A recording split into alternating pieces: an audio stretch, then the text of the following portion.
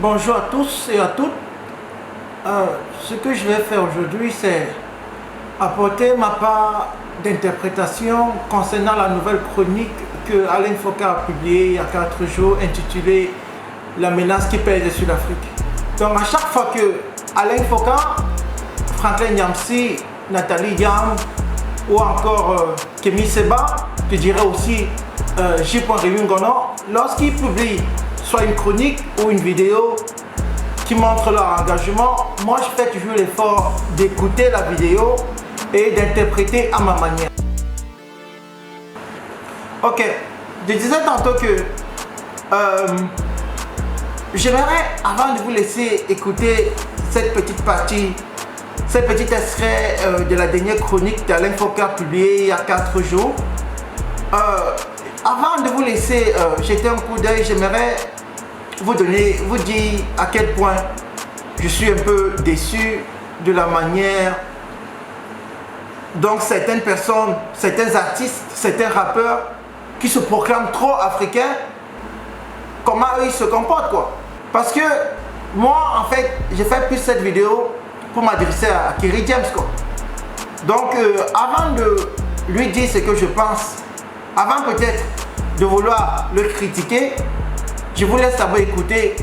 Lorsque les hordes arabes débarquent au sud du Sahara au Moyen-Âge et réduisent dans une violence indescriptible en esclavage les populations de toute cette région et leur imposent leur religion, on se dit on ne s'y attendait pas.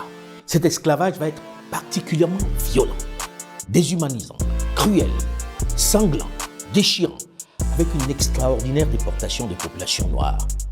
Entre le Moyen-Âge et le XXe siècle, les Arabes et les Ottomans ont vendu plus de 17 millions d'esclaves africains. C'est un fait.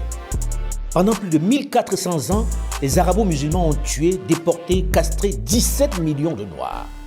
Les jeunes garçons se faisaient couper leur pénis et le scrotum pour éviter qu'ils ne se reproduisent en terre arabe. La plupart des millions d'hommes qu'ils ont déportés ont disparu du fait des traitements inhumains et de la castration généralisée. Ibn Khaldoun, considéré comme l'un des grands savants arabes, exprime sans ambiguïté la perception que l'on avait du noir dans la société arabe de l'époque. Il disait ceci, je cite, « Les seuls peuples à accepter l'esclavage sont les nègres en raison d'un stade inférieur d'humanité, leur place étant plus proche du stade animal. » Fin de citation. On estime à plus de 80 millions le nombre de noirs morts dans le désert pendant la déportation. Ce qui est triste à dire, c'est que les ateliers de castration, c'est que la nature de l'opération elle-même est une opération qui, malheureusement, donc, laisse très peu de chance pour l'enfant châtré. Donc, l'espoir de survie de l'enfant sont quand même assez minimes. Les opérations de castration faisaient périr entre 70 et 80%. Ça vous donne une idée du massacre. Cet esclavage va durer plusieurs siècles et détruire les cultures, les traditions et l'organisation des sociétés pour installer leurs modèles, leurs valeurs, leurs traditions dans ces régions. L'islam interdisant l'esclavage entre musulmans, les esclaves vont se convertir à l'islam pour pouvoir améliorer leurs conditions. Alors, lorsque vous regardez la vidéo, vous écoutez les témoignages, vous regardez les images, c'est totalement blessant. Honnêtement, il faut dire ces vérités. C'est totalement blessant. Et je fais cette vidéo comme pour dire que nous ne voudrons pas de religion en Afrique. Avant que la religion n'arrive en Afrique, l'Afrique avait déjà sa propre religion qui était sa tradition. Donc, on peut clairement voir dans la vidéo ce que les Arabes nous ont fait. Comment ils nous ont imposé la religion. Alors, lorsque je vois Kerry James, qui fut mon artiste préféré autrefois, parce que je l'écoutais bien, Kerry James, mais j'écoutais Kerry James au quotidien. À l'époque, le combat continue et tout. Tous mes petits frères savent que Kerry James était mon artiste préféré. Mais j'ai remarqué qu'à un certain niveau, Kerry James a commencé à trop se focaliser à la défense de l'islam, à être trop musulman. Parce que je me rappelle dans son film de Banlieusard, j'ai eu à mater le film, ça m'a plu, très bon film. Mais ce que j'ai remarqué, c'est qu'il y a eu toujours cette tendance religieuse qu'il a présentée dans son film, du genre qu'il prend trop la religion et tout. Je comprends et je reconnais et je peux bien, comment je vais dire, je peux bien capter ce que la religion a fait de lui. La religion l'a peut-être sauvé, a fait de lui un nouvel homme, et qui aspire à de nouvelles pensées. Mais cependant, on doit se dire la vérité. La religion, elle est privée. Ta religion, tu la gardes pour toi.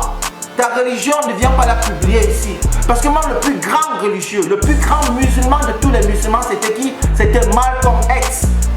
Malcolm X lui-même, il a dit de sa propre bouche que si nous, on veut s'accrocher à la religion, on ne pourra pas se réunir comme une société. Du coup, la religion doit être quelque chose de privé. Tant que nous le comprendrons, tant que nous n'avions pas compris ça, nous n'allons pas avancer. Donc, je disais ça pour dire à mon grand artiste Kerry James, quelqu'un que j'écoute très bien, que du coup, moi, je ne t'écoute plus justement, je te parle comme un frère. Donc Kerry James, moi je t'écoute plus justement parce que tu as basculé ton combat vers un côté religieux qui n'est même plus trop le mien. Parce que ce que les gens oublient, c'est que tout Africain de peau noire, tant que tu es musulman et que tu es dans la religion islamique, on t'accorde le respect parce que tu es dans la religion. Dès que tu t'écartes de la religion, ils n'ont plus de respect pour toi, c'est une réalité. Pourquoi? Parce que, regardez la frappe. Le Mali a été attaqué il y a quelques jours, non? Le Mali a été attaqué justement parce que l'Algérie a permis que le Mali soit attaqué. L'Algérie abrite les groupes terroristes qui attaquent le Mali, tout le monde le sait. C'est l'Algérie qui leur donne à manger, qui prend soin d'eux quand ils sont blessés, qui leur donne un endroit, un toit où habiter, qui leur fournissent les armes, qui leur donne tout en connaissant. Parce que chez les Arabes, ils ont toujours cette image du noir. Et comme tout a été bel et bien dit dans la vidéo que je vous ai fait écouter tout à l'heure, vous comprenez que on ne peut être que unis s'il n'y a pas de religion. La religion, c'est le mal de la société.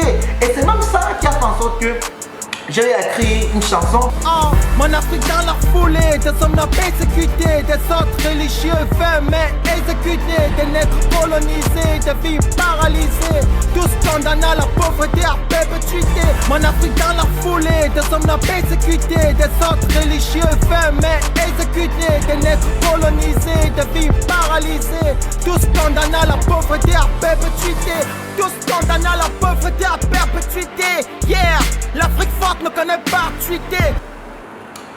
Vous allez remarquer que j'ai écrit cette chanson justement parce que pendant mes recherches, j'avais remarqué que le Soudan du Sud vivait l'horreur. La façon que les gens mouraient aussi dans le Soudan du Sud et que les gars étaient là à exploiter son pétrole, on s'en foutait des vies humaines et tout. J'ai compris que non, mais la religion a détruit. Et laisse-moi vous dire, même en Bosnie, la Bosnie est détruite justement parce que la religion a joué 95% son rôle. Je vous dis la vérité, la religion c'est le nerf de la guerre. Nous ne voulons pas de religion en Afrique, je dois le dire clairement. Non à la religion en Afrique. Ça doit être une réalité. On ne refuse pas que des gens aient leur religion. Mais ça doit être privé. Tu ranges ta religion dans ton tiroir quelque part chez toi. Dès que tu quittes de ta maison, ne nous parle pas de ta religion. On ne veut rien savoir de ça. Il faut se dire des vérités. Donc du coup, quand j'ai vu toutes ces personnes mourir et que je vois à côté Kerry James continue toujours à chanter, il parle du voile, il critique la France parce que la France déteste les musulmans et tout. Mais j'ai dit, est-ce que tu es africain? Mais est-ce que tu connais l'histoire? Tu connais les douleurs que les Arabes nous ont infligées. Et même jusqu'à présent, je vous dis, l'Arabe ne considère le noir que lorsqu'il est converti à la religion islamique. Le noir africain qui reste attaché à sa tradition n'est pas respecté par l'arabe qui est africain. Je parle du marocain, je parle de l'algérien, je parle peut-être de toutes les autres personnes. Je parle plus du gouvernement quoi. Je parle plus du gouvernement. Pas trop parce que en fait j'ai eu des amis marocains qui étaient des anges, des amis algériens très gentils, femmes comme hommes quoi. Je parle plus des autorités, ce qu'ils pensent de nous. Donc il faut se dire certaines vérités. Il fallait quand même que je fasse cette petite vidéo pour dire à Kerry James que moi je l'écoutais et que je l'écoute plus justement parce que lui il nous oriente vers une vie religieuse et pourtant nous n'avons pas besoin de ça. Et ce qui est énervant, il faut que je le remarque, que je fasse une remarque dessus, pardon.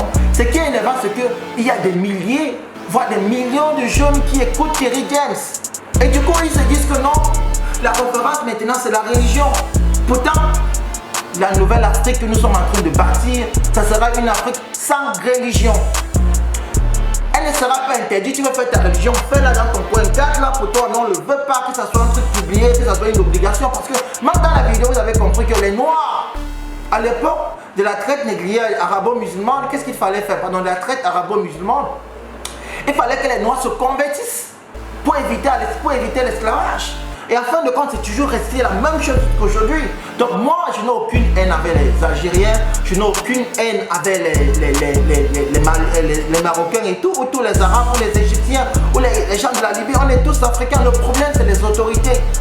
Et moi, j'ai toujours dit ça. Quand je parle plus aux autorités. Moi, je ne parle pas au peuple, parce que c'est que mon peuple, ils en souffrent. Donc, et du coup, depuis l'attaque qui s'est passée également en Algérie, j'ai compris vraiment que on était bien loin on était encore au fond, on était encore bien loin de la réussite, qu'on a encore tout un chemin à parcourir. Donc je voulais également rappeler à toute personne, tout Africain engagé qui écoute Kémy Séba, Nathalie Yam, qui écoute également Franklin Nyamsi au quotidien, J.Rémy Ngono, ou peut-être également Alain Foka, qui sache qu'il doit savoir tirer des leçons. Eux, ils sont comme des professeurs, nous sommes comme des élèves. Donc ce qu'ils font, c'est qu'eux, ils nous donnent des leçons. Eux, ils nous arment intellectuellement et nous orientent pour que nous puissions affronter les différentes difficultés qui vont arriver, qui sont même déjà là. Donc j'aimerais que les Africains s'investissent encore beaucoup plus, qu'on sache que la religion n'a pas sa place en Afrique, qu'avec la religion, on ne peut pas s'unir. J'aime bien ce que la religion prône. La religion change parfois des démons en anges, je ne refuse pas. Mais cependant, il y a également le côté négatif. Cependant, on peut bien se poser la question, la religion, est-ce qu'elle nous fait plus de bien que de mal, ou plus de mal que de bien? Mais moi je pense qu'elle nous fait plus de mal que de bien. Du coup, si toi, dans ta vie, la religion a fait de toi une très bonne personne, bien, garde-la pour toi, c'est privé, ne faut pas trop la propager parce que l'Afrique actuellement pense à sa manière. Et ce que je vais dire à mes frères africains, c'est que de tout ce que ces gens-là disent, de tous les artistes français, de tous les activistes, de tous nos grands frères conseillers, les grands intellectuels, les Franklin Nyamsi et tout, de tout ce qu'ils disent, c'est à nous de trier ce qui nous arrange. Parce que nous, la jeunesse, on est appelé à combattre. Eux, ils nous donnent des armes, on s'en va combattre. Parce que je me rappelle dans l'une de ces vidéos, Alain Foka a dit que sa jeunesse, que sa génération avait échoué. Et il est temps que nous prenions les armes pour pouvoir combattre et réussir là où ils ont échoué.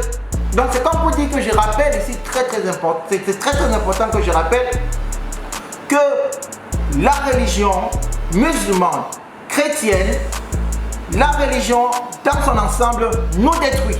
Ça, il faut le dire. La religion nous détruit. Ça n'a jamais été un bien pour nous. Ça, il faut le voir. Il faut regarder le cas en Soudan. Il faut regarder en Bosnie.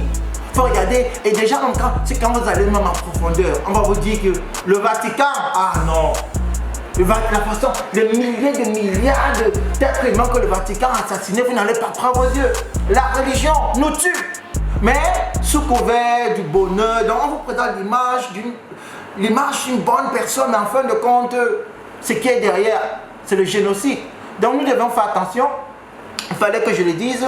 Ça, c'était également l'une des, je dirais la deuxième partie de mon interprétation de la chronique de Alain Foka publiée il y a 4 jours. Et je vous invite à aller suivre Alain Foka, d'aller écouter également la chronique. J'ai bien mentionné, la chronique c'était intitulé La menace qui pèse sur l'Afrique. Donc vous pouvez bien aller sur sa page, vous pouvez le suivre un peu partout sur les réseaux sociaux et écouter intégralement cette chronique-là.